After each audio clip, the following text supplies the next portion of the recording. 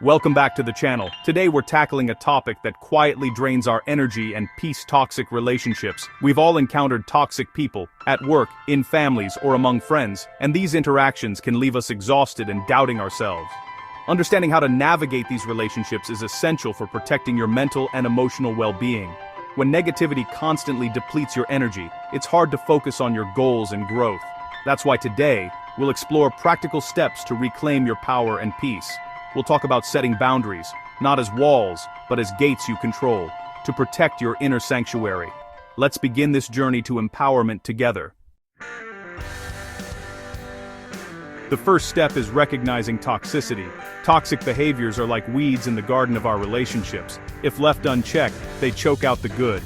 Watch for constant criticism that chips away at your self-esteem, not constructive feedback. Manipulation is another red flag. Guilt-tripping, gaslighting, or twisting reality to make you doubt yourself. Phrases like, "you're too sensitive," or "you're imagining things," are classic signs. Pay attention to how you feel after interactions. Energized or drained. If you consistently feel worse, that's your intuition warning you. Beware of energy vampires, people who thrive on drama, negativity, and always play the victim. They draw you into their chaos and drain your energy. Another sign, a lack of respect for your boundaries. If someone ignores your no, that's unhealthy. Recognizing these patterns isn't about labeling people as bad, it's about clarity and self-awareness. Only by seeing things clearly can you take steps to protect yourself. Trust your feelings, they're powerful messengers. Acknowledge the cost of these relationships. You deserve connections that uplift, not deplete. Want to be welcome, that wine line digger steam. Hope from Bundy Field.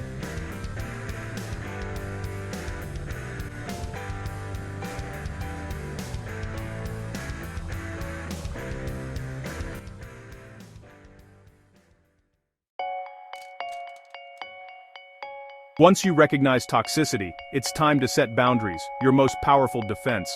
Boundaries aren't punishments, they're acts of self-respect. Start by identifying what you're no longer willing to accept. Be specific. Reflect on which interactions leave you drained, and pinpoint the behaviors behind it.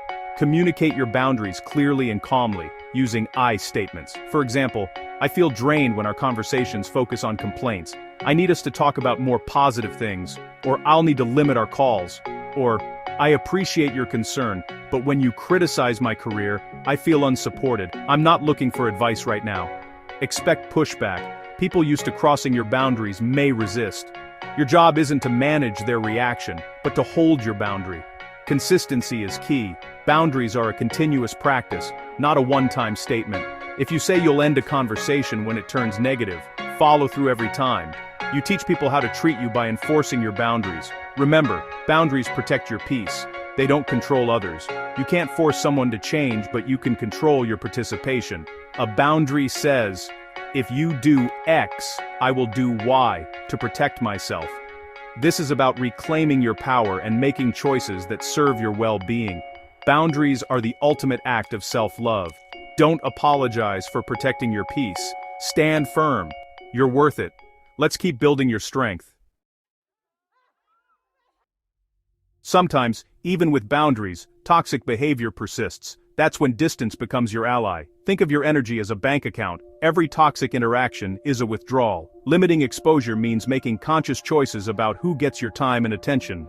At work, keep conversations with toxic coworkers professional and brief. With friends or family, reduce the frequency or length of interactions. Maybe shift from weekly dinners to monthly coffee in public. Use digital tools, mute, unfollow, or block, to curate your online environment.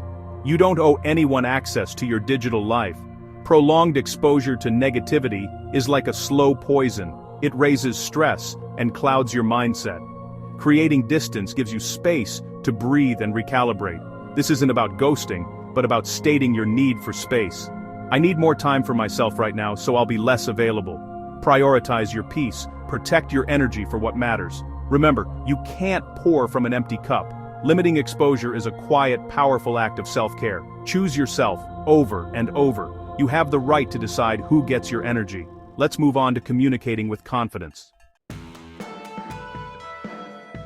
When you can't avoid toxic interactions, assertive communication is your superpower. Assertiveness isn't about being loud or aggressive, it's calmly expressing your needs and feelings. Use I statements. I feel frustrated when I'm interrupted because I lose my train of thought.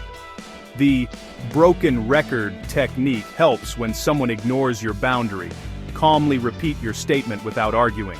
For example, I'm not able to discuss this right now. If they push, repeat it. Body language matters. Stand tall, maintain eye contact, and keep your tone steady. Your nonverbal cues should match your words. Learn to say no without over-explaining. No, I can't do that is enough. You don't owe anyone a detailed defense of your boundaries. Assertiveness is a skill. Start small and practice in low-stakes situations. Say no to a minor request or assert a preference at a restaurant. Each time you use your voice, you build confidence. It may feel uncomfortable at first, but it gets easier. You're building a new muscle. Keep practicing. Assertive communication honors both your needs and the other person's rights. It's the bridge between silence and conflict. Stand in your truth with clarity and respect. Your voice matters. Let's talk about not taking things personally.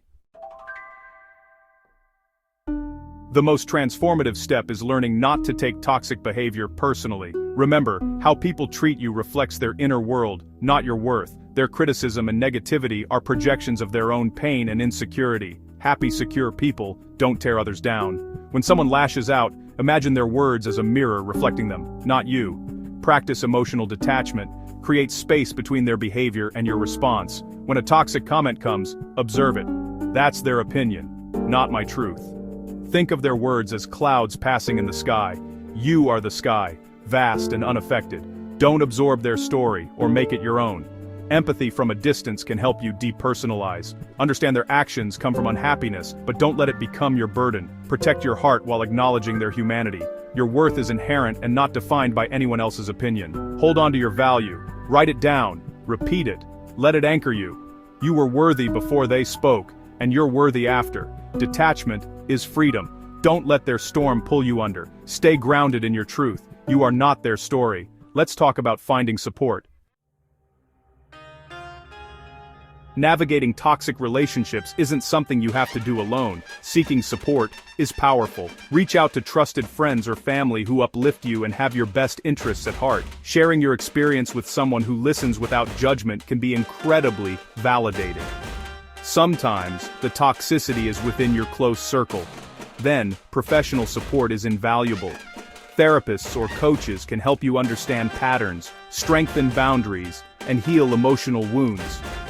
Support groups, online or in person, connect you with others who understand your journey. You realize you're not alone, and you can learn from others' experiences. Seeking support is reclaiming your narrative and building a team that affirms your reality. Don't be afraid to ask for help. It's a sign of strength. You deserve encouragement and understanding. Let's focus on caring for yourself. After all this work, self-care is essential. It's how you replenish your energy and heal. Self-care is personal. Discover what nourishes you. For some, it's physical activity, running, yoga, or dancing to release stress. For others, it's stillness, meditation, journaling, or quiet reflection. Write down your feelings to process and release them. Balance negativity by consuming uplifting content, podcasts, books, or comedies. Spend time in nature to restore perspective and calm. Reconnect with passions and hobbies that bring you joy. Remember who you are outside of toxic dynamics. Prioritizing self-care is a declaration that you matter. Show yourself the care precious plant. You are worthy of your own love and attention. Consistent self-care builds resilience and strength. Let's close with your path to peace. We've covered recognizing toxicity, setting boundaries, limiting exposure, communicating assertively, detaching, seeking support, and self-care. These are practical tools you can use today to create a more peaceful, empowered life. Remember, this is a process. Progress takes courage and self-compassion. You deserve relationships that uplift and support you. Share in the comments one step you'll take this week to protect your energy. Your story could help someone else. If you found value here, subscribe for more on growth and self-improvement. Thank you for joining me. Be well.